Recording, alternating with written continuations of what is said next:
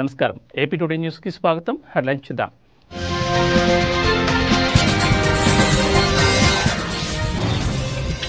Pulivendula ZPTC ఉప ఎన్నికల్లో TDP win. దాదాపు 5,000 ఓట్ల మెజార్టీతో టీడీపీ అభ్యర్థి లత్తారెడ్డి ఘన విజయం.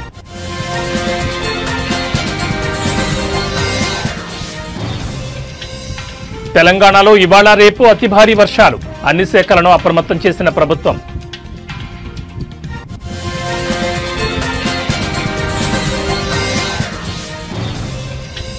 ఏపీలో దంచి కొడుతున్న వర్షాలు. పలు జిల్లాలకు రెడ్ అలర్ట్ జారీ.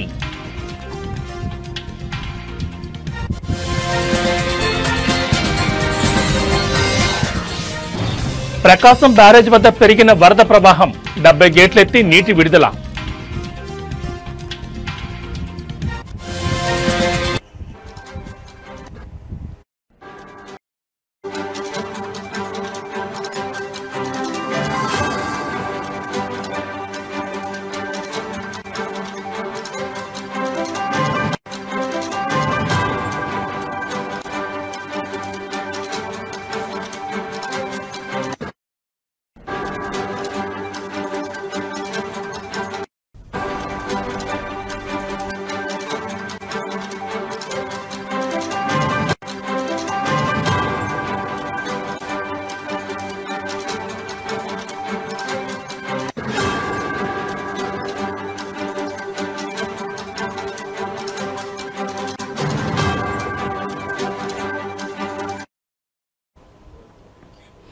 బులెటిన్లో బ్రేకింగ్ న్యూస్ చూస్తున్నాం. పులివెందులలో వైసీపీకి బిగ్ షాక్ తగిలింది.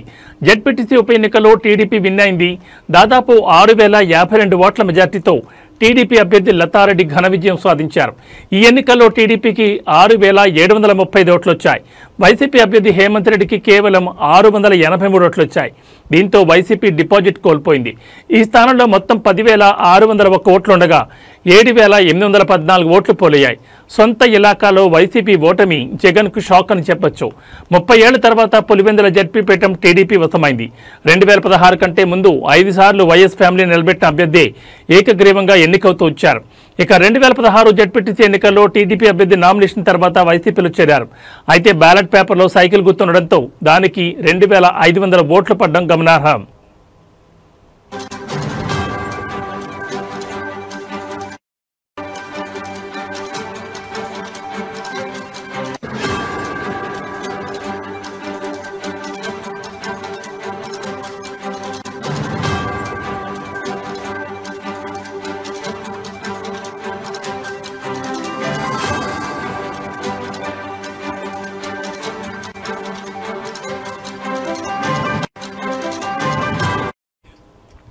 కాగా ఈ ఎన్నికను 2 పార్టీలు ప్రతిష్టాత్మకంగా తీసుకున్నాయి. గెలుపు కోసం వ్యూహ ప్రతివ్యూహాలు రచించాయి. ఈ ఎన్నిక ఒక మినీ సంగ్రామాన్ని తలపించింది. గొడవలు, అరెస్టులు, రీపోలింగ్ వంటివి జరిగాయి.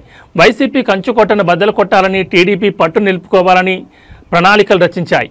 ఎన్నికలకు ముందు నుంచే తమ ప్లాన్స్ అమలు చేశాయి. చివరికి టీడీపీ అనుకున్నది సాధించింది.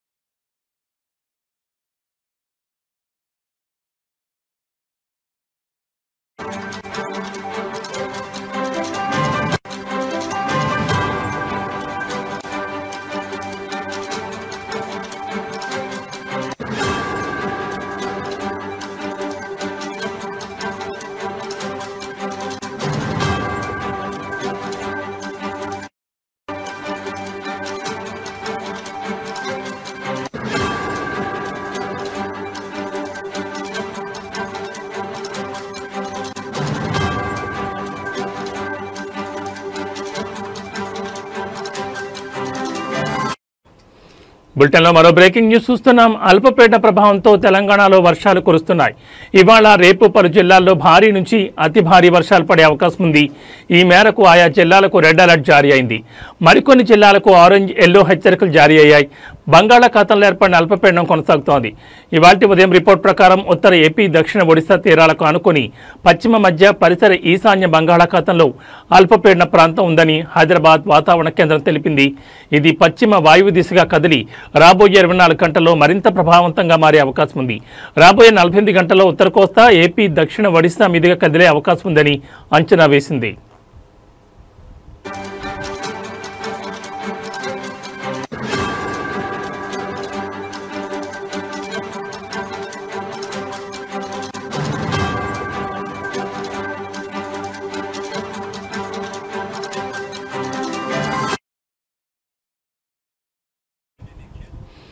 అల్పపీడన ప్రభావంతో తెలంగాణలోని పలు జిల్లాల్లో ఇవాళ రేపు భారీ నుంచి అతి భారీ వర్షాలు పడే అవకాశం ఉంది.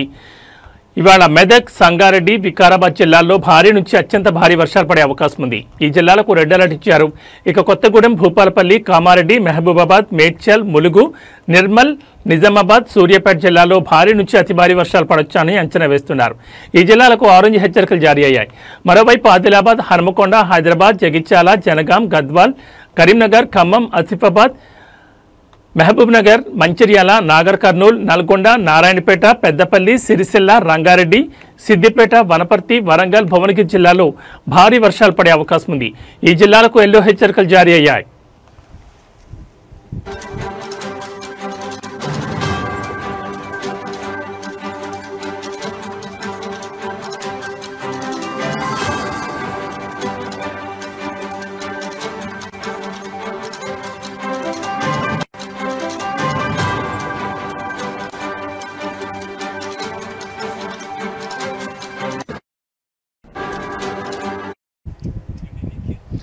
వర్షాల కారణంగా రాష్ట్రంలోని పలు ప్రాంతాల్లో వాగులు, చెరువులు, ఇతర జలాశయాలు పొంగిపొర్లుతున్నాయి.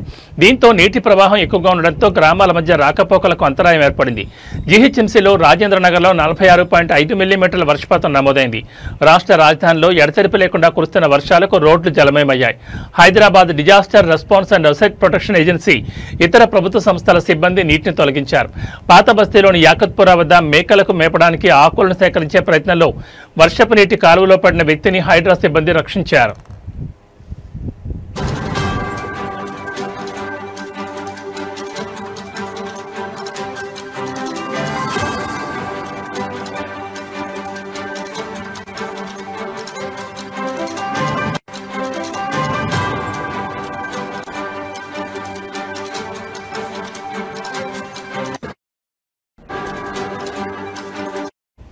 భారీ వర్షాలు కురిసే అవకాశం ఉందని వాతావరణ శాఖ హెచ్చరించిన నేపథ్యంలో అధికారులు అప్రమత్తంగా ఉండాలని ముఖ్యమంత్రి రేవంత్ రెడ్డి ఆదేశించారు. ప్రాణ, పశు నష్టం జరగకుండా అన్ని చర్యలు తీసుకోవాలని అధికారులను ఆదేశించారు. బుధవారం నుంచి కొన్ని రోజుల పాటు భారీ వర్షాలు కురిసే అవకాశం ఉన్న దృష్ట్యా అధికారులు, సిబ్బంది సెలవులను రద్దు చేయాలని ఆదేశించారు.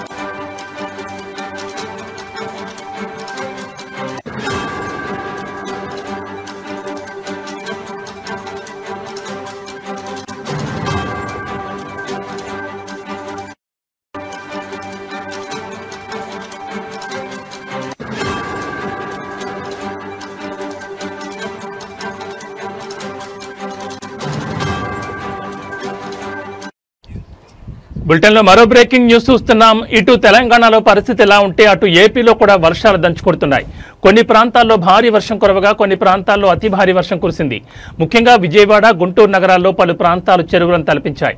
రోడ్లపై 2-3 అడుగుల ఎత్తుకు పైగా నీరు ప్రవహిస్తోంది.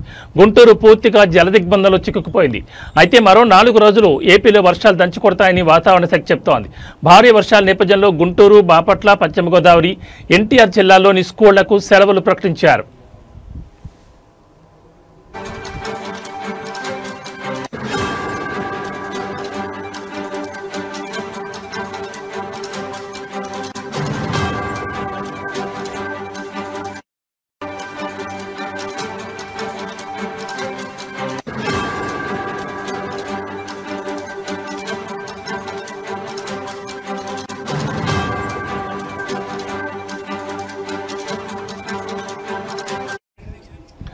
పశ్చిమ మధ్య వాయువ్య బంగాళాఖాతంలో ఉత్తరాంధ్ర, దక్షిణ ఒడిశా తీరాలకు సమీపంలో అల్పపీడనం ఏర్పడినట్లు ఐఎండీ తెలిపింది. దీనికి అనుబంధంగా ఉపరితల ఆవర్తనం కొనసాగుతోంది. అల్పపీడనం పశ్చిమ వాయు దిశగా కదులుతూ తీవ్ర అల్పపీడనంగా బలపడే అవకాశం ఉందని ఐఎండీ తెలిపింది.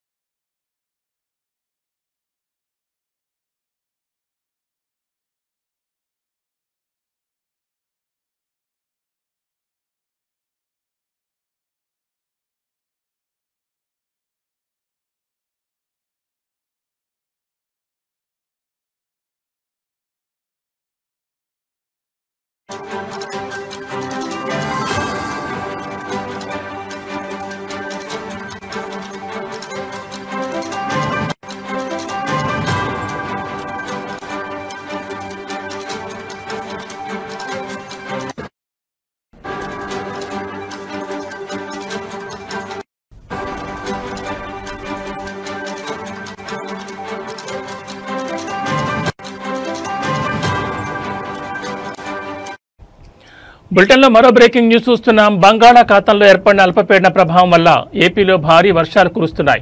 ఉత్తరాంధ్ర సహా ఏపీ దక్షిణ తీర ప్రాంత జిల్లాలు, రాయలసీమలో అక్కడక్కడ పిడుగులతో కూడిన వర్షపాతం నమోదవుతోంది. ఇదే పరిస్థితి మరో 3 రోజుల పాటు కొనసాగే అవకాశాలున్నాయి. కృష్ణానది ఎగువ పరివాహక ప్రాంతాల్లో కురిసిన భారీ వర్షాల వల్ల శ్రీశైలం జలాశయం ఇప్పటికే నిండుకుండలా మారింది. అధికారులు గేట్లనెత్తారు, వరద నీటిని దిగువకు విడుదల చేస్తున్నారు. అటు నాగార్జున సాగర్లోనూ ఇదే పరిస్థితి కొనసాగుతోంది.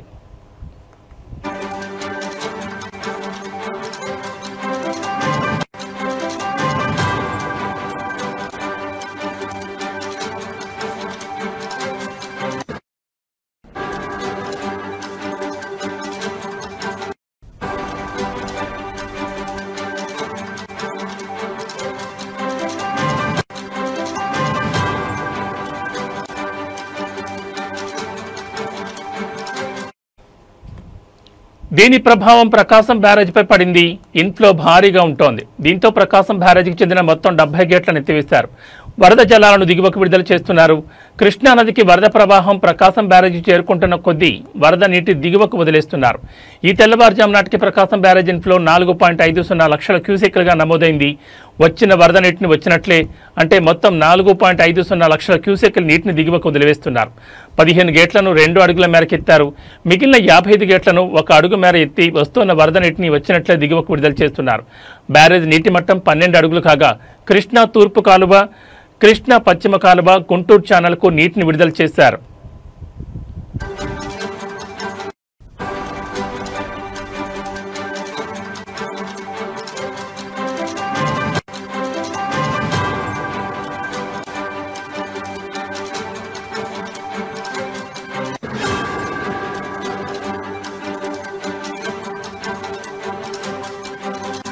మరింత పెరుగుతుందని అంచనాలున్నాయి.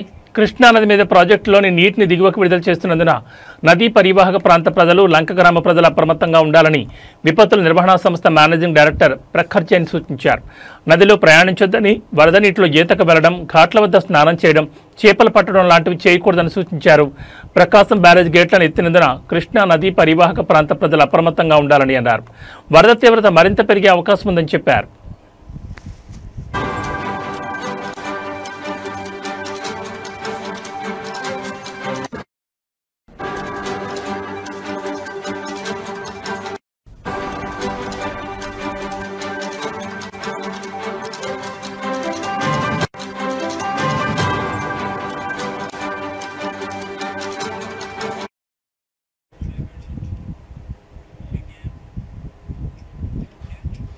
మల్కాజ్గిరి మాజీ ఎమ్మెల్యే మైనంపల్లి హనుమంతరావు ఆధ్వర్యంలో రెహ్నూ నగర్కు చెందిన ధనరాజ్ లక్ష్మీ దంపతుల కూతురికి ప్రమాదవశాత్తు తలకు దెబ్బలు తాగడం వల్ల నిమ్స్లో అడ్మిట్ కావడంతో చికిత్స నిమిత్తం 2,50,000 రూపాయలు ఎల్ఓసీని బాధిత కుటుంబానికి ఇచ్చారు.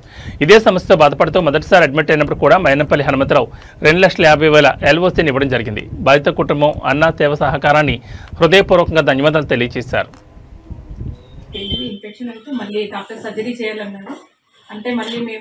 ఎల్ఓసి కోసం. నమస్తే అండి, నా పేరు లక్ష్మి, మా హస్బెండ్ పేరు ధనరాజ్, మా పాప పేరు ఉమాశ్రీ. మేము నెహ్రూ నగర్ కాలనీలో ఉంటాము. మా పాపకి 2 సంవత్సరాల క్రితం యాక్సిడెంట్ అయినది. ఫస్ట్ టైం మాకు ఎల్ఓసి 2,50,000 హనుమంతాన్ని ఎప్పించారు. మళ్ళీ మా పాపకి ఇన్ఫెక్షన్ అయిందండి. 2 సంవత్సరాలు అయిపోయింది. ఇన్ఫెక్షన్ అయితే మళ్ళీ డాక్టర్ సర్జరీ చేయాలన్నారు. అంటే మళ్ళీ మేము ఎల్ఓసి కోసం హనుమంతన్న దగ్గరికి వెళ్ళాము. మా కాలనీ వాసులు హనుమంతన్న మళ్ళీ మాకు ఒక రోజులోనే ఎల్ఓసి ఇప్పించారు. అందరికీ ధన్యవాదాలు. కాలనీ వాసులందరికీ ధన్యవాదాలు తెలుపుతున్నాం. ఎందుకంటే అమ్మతన దగ్గర తీసుకెళ్ళి మమ్మల్ని విధానం సక్సెస్ఫుల్గా చేసినందుకు కాలనీ వాసులుగా మాతో సహకరించిన అందరికీ ధన్యవాదాలు తెలుపుకుంటున్నాం. మైనంపల్లి హనుమంతరావుకి ధన్యవాదాలు. నమస్తే అండి, నా పేరు లక్ష్మి, మా హస్బెండ్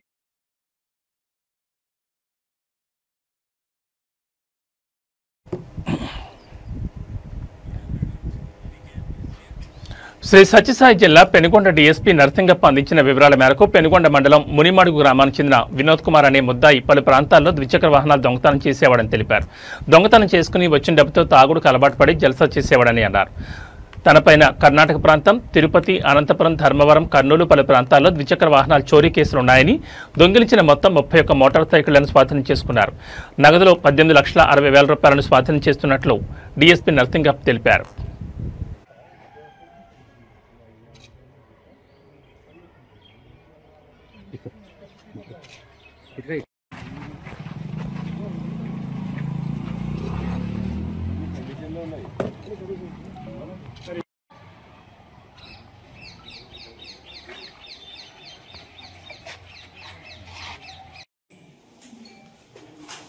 ఫాల్స్ కీస్ ద్వారా అంటే ఈ రోజుల్లో కొంచెం ఈజీ అయిపోయింది. ఇది బాగా గట్టికి తంతే కూడా ఊడిపోతాయి. సో అతని యొక్క ఎంఓ వచ్చేసి ఇది గతంలో ఆ విధంగా చేసేవాడు. అయితే అతనికి ఉన్నటువంటి జల్సా అంటే చెడు వ్యసనాల వల్ల జల్సాలకు లోనయ్యి ఇవన్నీ ఒక చోట పెట్టి బెంగళూరులో అమ్ముకుందామని చెప్పి అక్కడ పెట్టడం వల్ల ఎవరు గమనించరు కాబట్టి ఈ పట్టుబడి అతని నుంచి ఇటువంటి ఈ యొక్క 31 ద్విచక్ర వాహనాలను స్వాధీనపరచుకోవడం జరిగింది. 1 టౌన్, 2 టౌన్, 3 టౌన్, 4 టౌన్, తర్వాత డోను, మన కియా పోలీస్ స్టేషను, రొద్దము ఇట్లాంటి చోట కేసులు నమోదు చేయడం ఉన్నాయి. ఇంకా కొన్ని నమోదు కానటువంటివి ఉన్నాయి. వాటికి సంబంధించి ఇప్పుడు మేము మీ మూలంగా మీ ద్వారా ఆ మోటార్ సైకిల్ ఏమి, వాటి ఇంజిన్ నంబర్ ఏమి, చాసిస్ నంబర్ వాటివి ప్లస్ మేము రాష్ట్ర వ్యాప్తంగా మెసేజ్ పెట్టడం జరుగుతుంది. ఎక్కడైనా ఆ కేసుల్లో పురోగతి లేకపోతే అక్కడ నమోదైనటువంటి కేసుల యొక్క engine number, chassis number, main బండి నంబర్ రిజిస్ట్రేషన్ మార్చేస్తుంటారు కాబట్టి మనకు ఇంజిన్ నంబర్, చాసిస్ నంబర్ ద్వారా ఆ వ్యక్తి యొక్క ఓనరు మన దగ్గరకు వస్తే చట్టపరంగా వాళ్లకు. అల్లూరు సీతారామరాజు జిల్లా చింతపల్లి మండలం అంజలి శనివారం పంచాయతీ తాటిబంద గ్రామానికి చెందిన పీవీటీజీ ఆదివాసీ సీదర్ సత్యబాబు తన 8 ఏళ్ల పాప సీదర్ లక్ష్మి అనారోగ్యంతో బాధపడుతుండగా గ్రామానికి రవాణా సౌకర్యం లేకపోవడంతో జోరు వాన్లోనే భుజాన మోసుకుని 4 కిలోమీటర్లు నడిచి బచ్చంత గ్రామం చేరుకున్నాడు. అక్కడి నుంచి ఆటోలో డౌనూరు పీహెచ్సీకి తీసుకెళ్లగా వైద్యుల పరిస్థితిని గమనించి నర్సీపట్నం ఏరియా ఆసుపత్రికి రిఫర్ చేశారు. చివరికి అంబులెన్స్లో తరలించి చికిత్స అందిస్తున్నారు. స్వాతంత్రం వచ్చి 79 ఏళ్లు గడిచిన పీవీటీజీ గిరిజన గ్రామాలకు రోడ్ల సౌకర్యం దూరస్వప్నమే. వర్షం, మట్టి రోడ్లు, అడవిదారులు ఇవన్నీ దాటి తన కూతురి ప్రాణం కాపాడిన సత్యబాబు పోరాటం అభివృద్ధి అనే పదానికి పెద్ద ప్రశ్నార్థకం పెడుతోంది.